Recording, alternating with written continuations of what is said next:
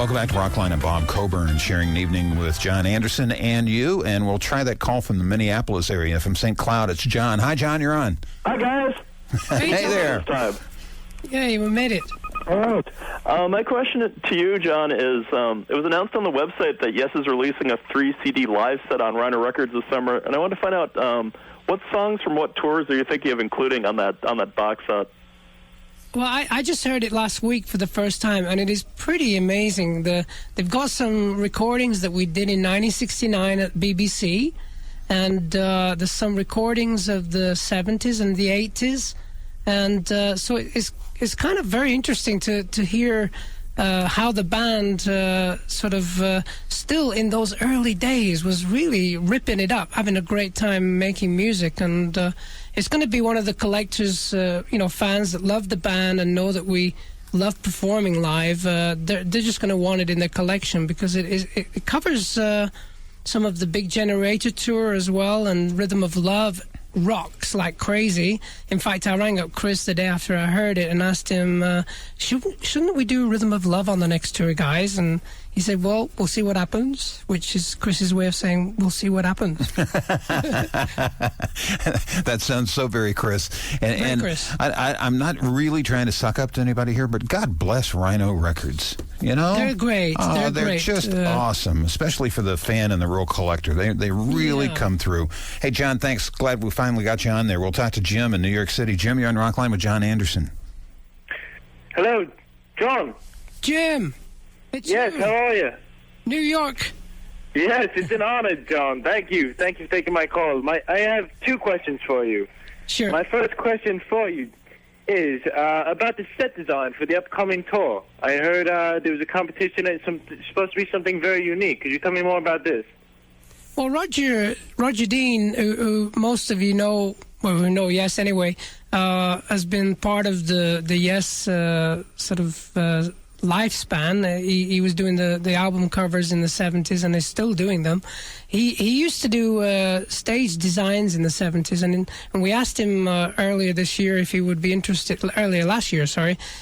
interested in doing this 35-year anniversary show, and he sent us some drawings about 2 months ago. It's very, very classic sort of Roger Dean, and it's going to be beautifully lit, and it's just going to be, the idea of this tour really was to bring as many Yes fans together in certain places like small arenas and get a lot of people in there just to go through the experience of being together on a large level like we used to do in the 70s, because there is something very, very special about so many Yes fans being together and listening to the band. And Roger Dean just personifies the visual of the band, so it's going to be an incredible set.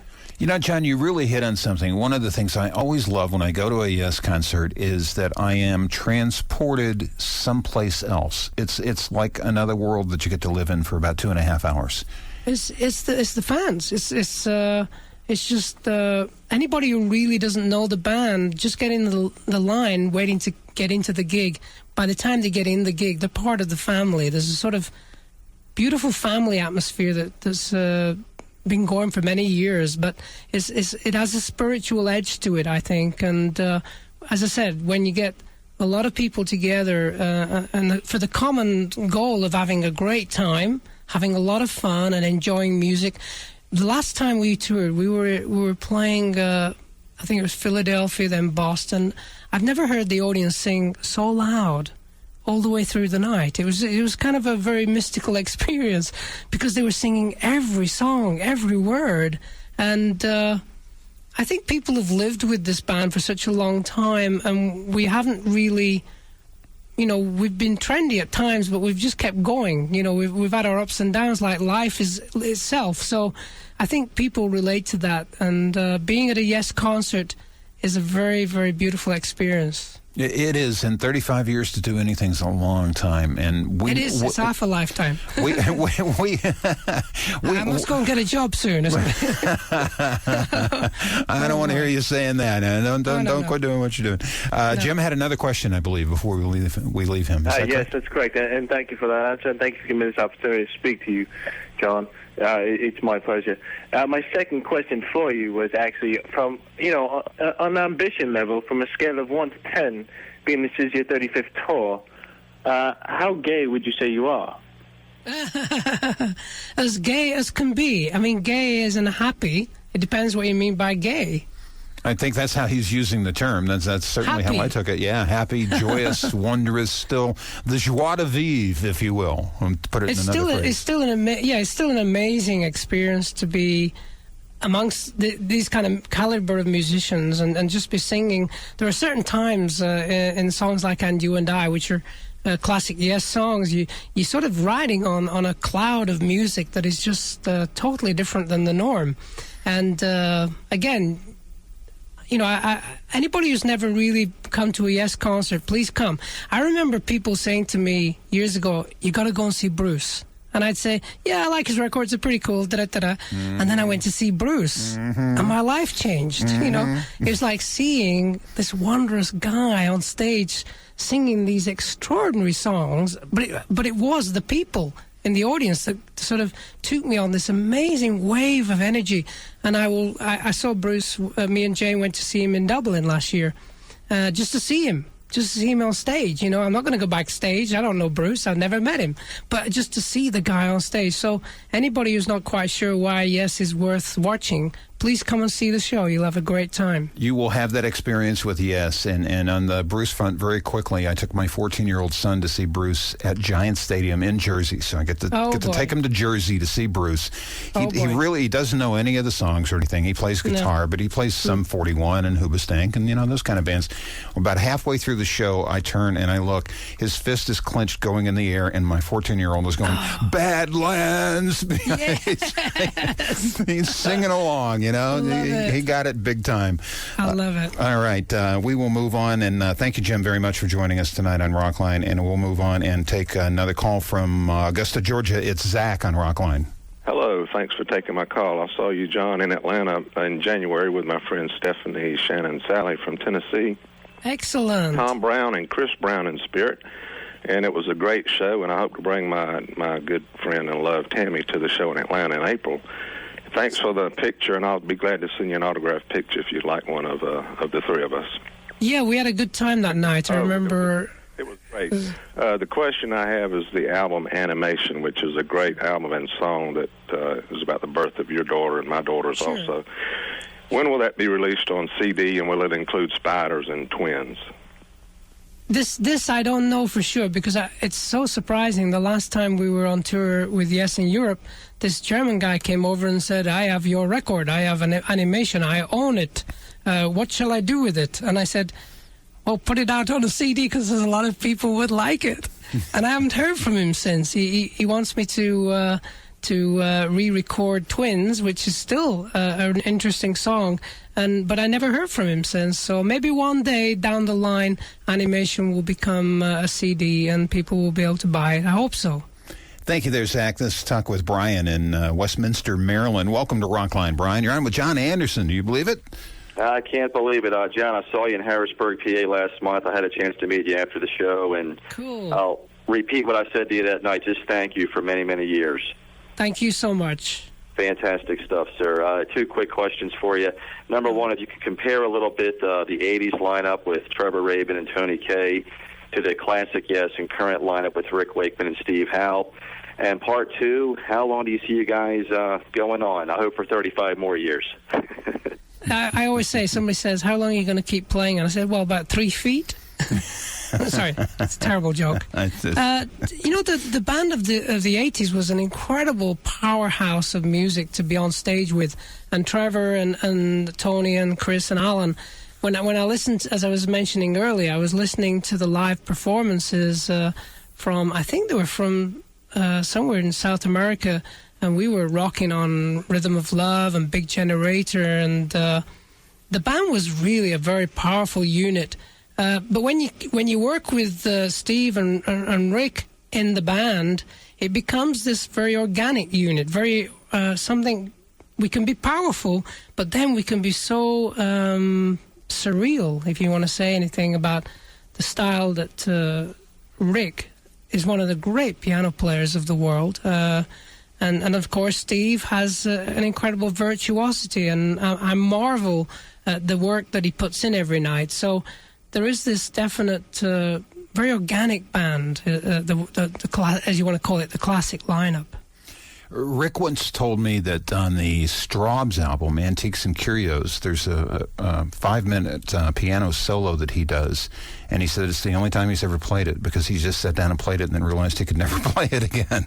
Yeah, that really happens. You know, it's when the energy takes over and you just play the piano like he does, and sometimes I think you're going to play one of the songs that we did in the acoustic session, which again he just said, well, I said to Rick, why don't you just start off with a little piano and then stop, and then I'll come in with the song, and then after 3 verses you carry on and you finish it. You know, it's like that's my way of saying that's what, you know, it's up to you, Rick. And as you'll hear later when you play that track, he just performs some extremely beautiful work. Now, are you talking about Show Me? No, the South Side of the Sky. South Side of the Sky? Well, Yeah, why don't we listen to South Side of the Sky? Okay. It's such a great setup that What a good idea. Yeah, let's just go ahead and listen, and you can hear exactly what John's talking about. Here we go. Yeah. That is beautiful. South Side of the Sky from the Ultimate, 35th Anniversary Collection, and you set that up wonderfully. I'm glad we could play it after you set it up there, John. Yeah, beautiful. Yeah, very, very nice. Let's take a couple more calls from Portland, Oregon. Ray, you're on Rockline with Jon Anderson. Yes, hi, John. Hey there, Ray. How you doing? This is a real honor to speak to you tonight. I've been a diehard fan since '72, and I'll see you in Seattle in April.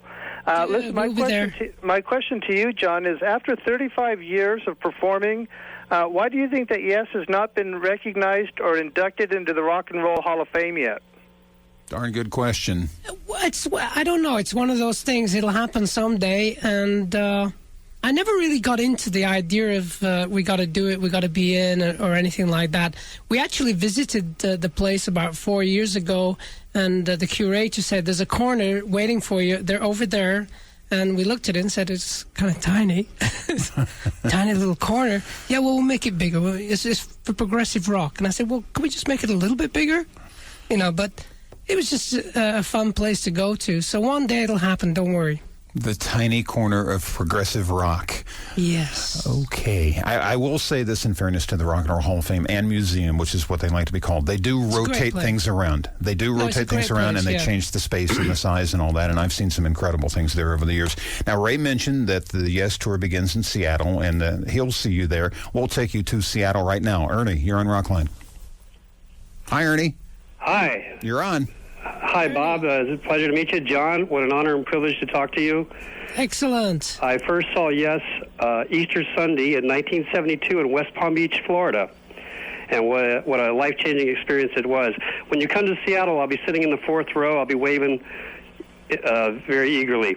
My question for you tonight, John, is as one of the most distinctive voices in rock and roll, is there anything that you do in preparation for a concert to maintain the quality of your voice throughout the show? That's a good question.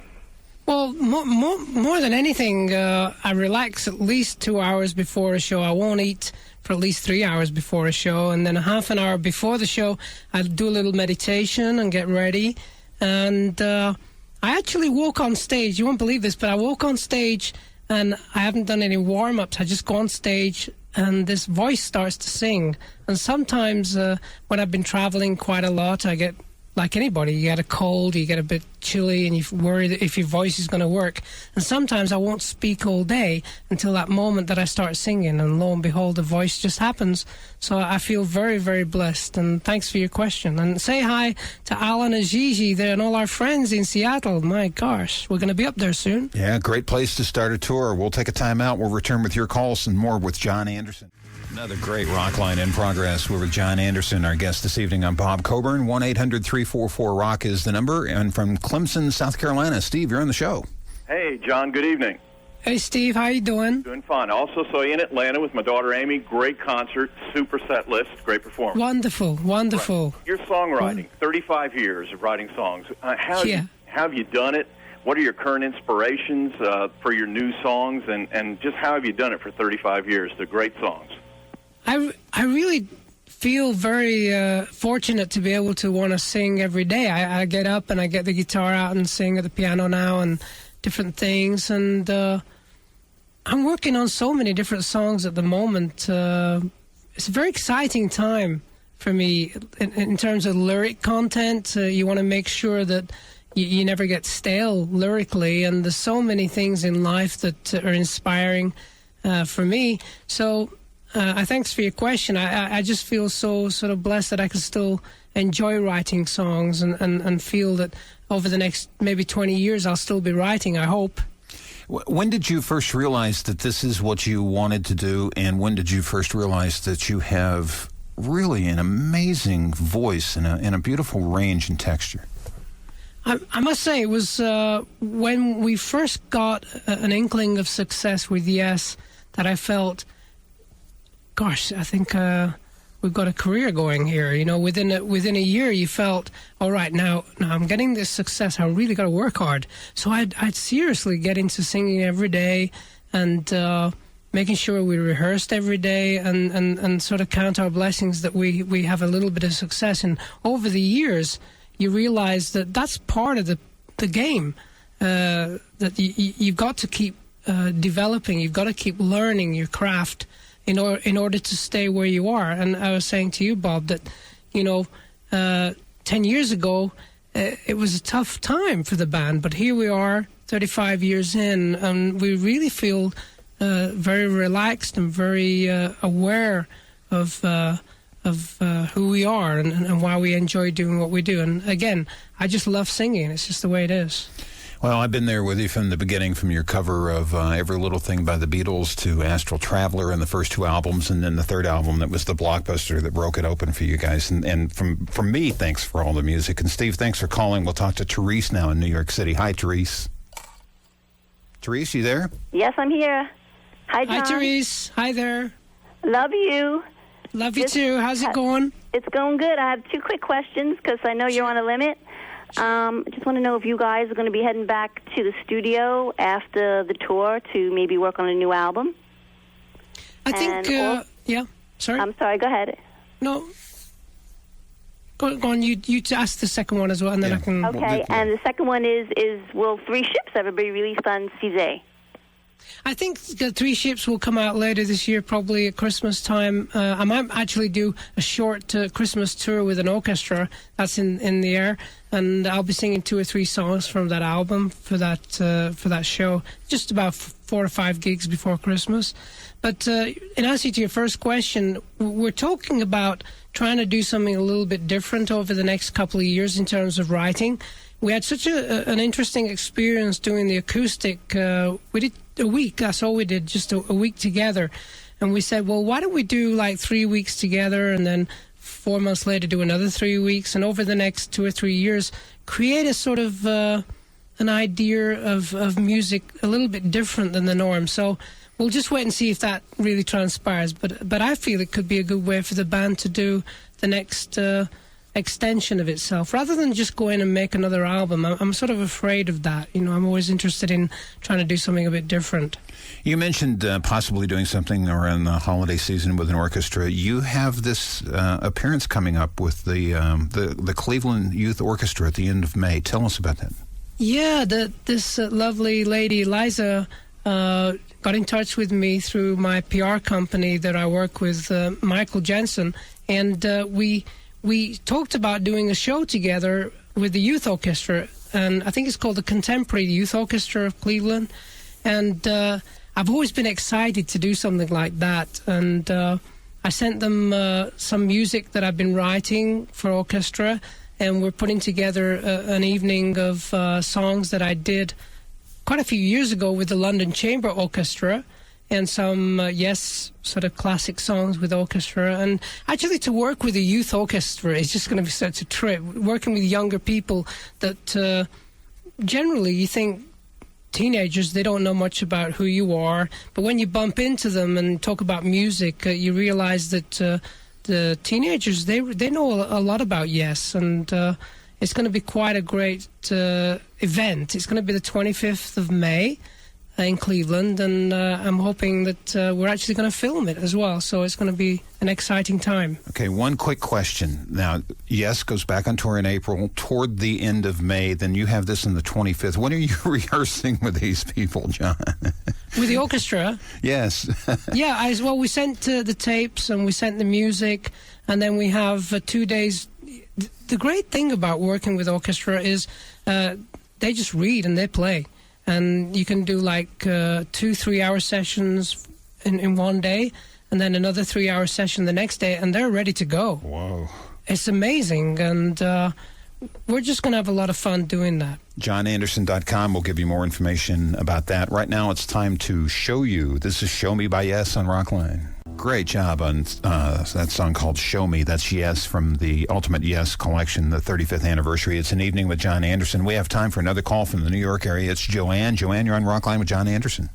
Hi, John. It's Joanne. I saw you in B.B. King's in New York City, and I gave you a photo album. And I just want to ask you, after being with the guys for 35 years and having this name of Yes and being together, is this a collaborative ownership of this name, or is it just one person that owns it? Do you all own the rights to it? We all actually own the rights to the name, and that's always been the case. It's never been a question of who owns anything, really. But when you come down to it, you've got to put it into a corporation name, and so we all own the name. And it was a great night at B.B. King's, I must say.